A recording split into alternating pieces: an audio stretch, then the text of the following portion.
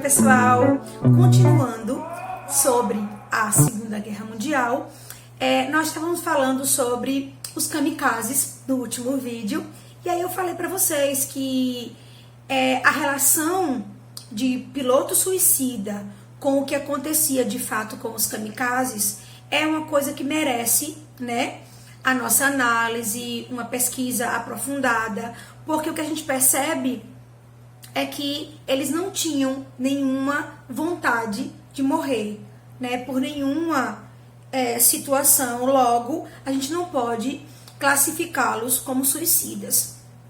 Mas aí fica para vocês pesquisarem um pouco mais sobre os pilotos kamikazes que foram decisivos, por exemplo, na estratégia de ataque, né, militar do Japão à base estadunidense de Pearl Harbor.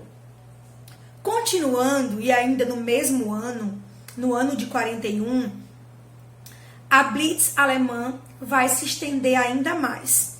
E agora ela vai chegar no território soviético, ou seja, vai conseguir adentrar a União Soviética. Eles conseguem percorrer rapidamente, por questões assim de 20 dias, 750 quilômetros dentro do território soviético. Os soldados, né, nazistas. Só que o tempo vai passar, muitas cidades serão tomadas dentro da União Soviética, mas enquanto isso, o governo soviético, na liderança de Stalin, né, e de todo o seu corpo militar, vai estar traçando também uma estratégia forte que vai ficar conhecida como Terra Arrasada. Isso foi uma ação nova do governo soviético? Isso nunca aconteceu antes na história da humanidade? Aconteceu sim, na Rússia contra o exército napoleônico. E o que é a tática da Terra Arrasada? A tática da Terra Arrasada é quando você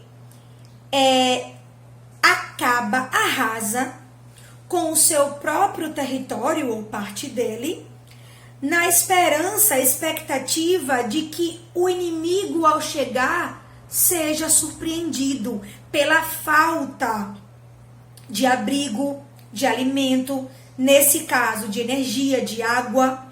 Então, o que vai acontecer? Os alemães vão cada vez mais adentrando o território soviético, até que chegam numa cidade chamada Stalingrado. E é nela que vai acontecer uma das batalhas mais importantes da Segunda Guerra Mundial. Ao meu ver, a mais importante. Por quê?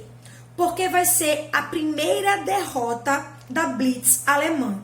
Batalha de Stalingrado em 1942, né? Ela vai se estender de novembro de 42 a mais ou menos, deixa eu dizer para vocês, ela vai de novembro de 42 a fevereiro de 43, tá?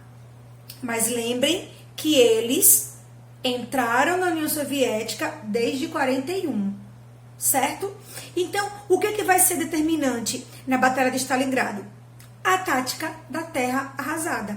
Quando os soldados chegam em Stalingrado, e aí vale pontuar a questão daquele grande aliado russo e agora soviético, que era o quê?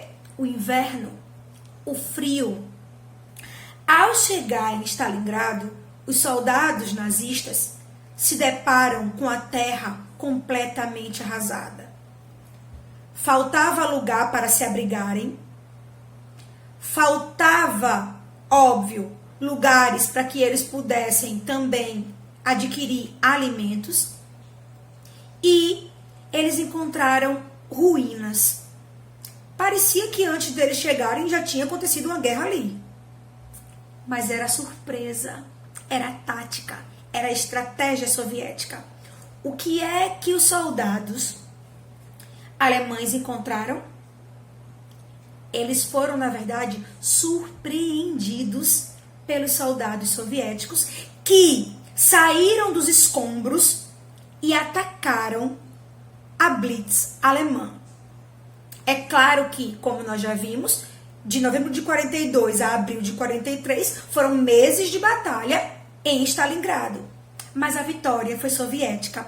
E aí, o que parece ser simples, uma vitória. Foi a primeira derrota da Blitz alemã. Ou seja, a guerra agora, em 43, começa a ser escrita de uma nova forma, né? Agora, a situação era outra. Aquilo que parecia imbatível, que era a Blitz alemã, mostrou-se fragilizada. E também, como é que a gente pode dizer? Capaz de padecer, né? De perder, de se enfraquecer. E aí essa batalha vai ser determinante, tá? Então não esqueçam, Batalha de Stalingrado, que termina em 43 com a vitória soviética e a derrota, pela primeira vez, da Blitz alemã. Continuando o nosso conteúdo, o que é que nós vamos encontrar? Que vai ser de muita importância. Lembram da Ásia? Lembram do ataque a Pearl Harbor por parte do Japão? Naquele ano, 41, os Estados Unidos vão entrar na guerra. A gente viu isso. Vão entrar por quê? Porque os japoneses procuraram. E aí, após o ataque de Pearl Harbor, os Estados Unidos declaram guerra ao Japão. Declarando guerra ao Japão, a Alemanha e a Itália, que compunham juntos o eixo, declaram guerra. E aí, os Estados Unidos ingressou, né, oficialmente na guerra do lado dos aliados ou das forças aliadas. Algumas batalhas vão acontecer na Ásia. A Batalha de Midway e a Batalha de Guadalcanal. Essas duas batalhas serão travadas entre Estados Unidos e Japão. E em ambas, os Estados Unidos saem vitorioso. E agora, a Alemanha perde na União Soviética com a sua Blitz. O Japão perde várias batalhas consecutivas contra os Estados Unidos no Oceano Pacífico, na Ásia, e começa agora o começo, né, o início de fato da derrocada do eixo. Ao mesmo tempo que os Estados Unidos batalha e vence o Japão na Ásia, no Ocidente, forças anglo-americanas, ou seja, inglesas e estadunidenses, também começam a avançar rumo à Alemanha, a Berlim, capital do nazismo. Então imaginem só, ao mesmo tempo, os soviéticos avançam do lado mais oriental, rumo Berlim, as forças anglo-americanas do lado mais oriental, rumo Berlim, e o Japão se enfraquece, perdendo na Ásia. O cerco vai se fechando e a guerra praticamente está chegando ao fim. No ano de 43, que tudo isso vai acontecer, começa uma pressão muito forte. E os aliados ensaiam uma grande estratégia que foi posta em prática, conhecida como o dia D. O dia D foi o dia 6 de junho, tá, de 44, onde os aliados vão organizar uma estratégia de desembarque nas praias francesas da Normandia e vão conseguir avançar e libertar Paris das forças nazistas. E daí por diante foi só uma questão de tempo. Eles chegam na Normandia, na França, tomam Paris, no caso, eles libertam Paris das forças nazistas e começam a avançar rumo a Berlim. Pouco tempo depois, o Terceiro Reich, né, que era o governo de Hitler, já estava completamente acabado. Berlim foi bombardeada por todos os lados, por aliados, tanto estadunidenses, quanto ingleses, quanto soviéticos. E não tem mais o que fazer. O que é que vai acontecer? No dia 30 de abril de 45, Hitler é morto. Por que eu tô falando Hitler é morto ou Hitler morre? Porque existem polêmicas em torno desse fato, né? O que a gente sabe é que Hitler estava junto com sua esposa, porque ele havia casado dias antes, né? Isso foi no dia 30 de abril de 45, e tudo indica que ele tenha casado 4 ou 5 dias antes com Eva Braun. E quando o fato da morte acontece, morre também ela e um cachorro de estimação de Hitler. Algumas teorias, hipóteses, aliás, defendem a ideia de que ele havia cometido suicídio, né? No caso, matado ela, talvez, e se matado.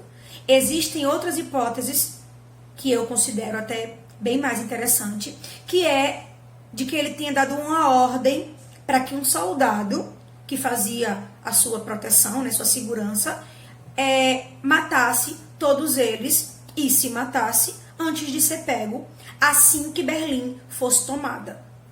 Teria sido essa a ordem do mesmo, tá? E aí, para finalizar essa primeira parte da gente, no dia 8 de maio do mesmo ano, os alemães assinam a rendição. Parecia que a guerra tinha acabado e que tudo já estava muito bem encaminhado. Mas não. Os Estados Unidos, em agosto, no dia 6 e no dia 9, lançam 2 bombas sobre o Japão. No dia 6, sobre Hiroshima. No dia 9, sobre Nagasaki. As bombas atômicas destroem completamente essas 2 cidades japonesas. As intenções eram várias. Revanche por Pearl Harbor, óbvio, mas não isso apenas. Principalmente para deixar um recado para o mundo. Os Estados Unidos, a partir daquele momento, queria deixar claro para o mundo, mas principalmente para a União Soviética comunista, que a partir daquele momento mandava no mundo quem tivesse uma arma tão letal como a bomba atômica. Então, foi um recado, sim. Tanto é que, a partir desse fato, desse acontecimento, se inicia a Guerra Fria entre comunistas e capitalistas.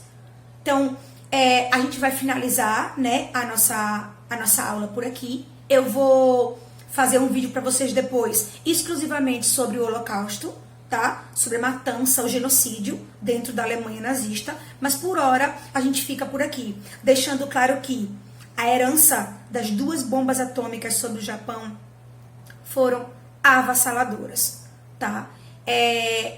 Algumas pessoas na região atingida de Hiroshima e Nagasaki e nos arredores pagam por isso até hoje, com várias doenças de pele, câncer, tendo seu solo ainda inapropriado para o plantio, fora a forma com a qual as pessoas morreram, né? O ataque foi tão brutal, o poder da bomba é tão letal que algumas pessoas literalmente se desintegraram, né?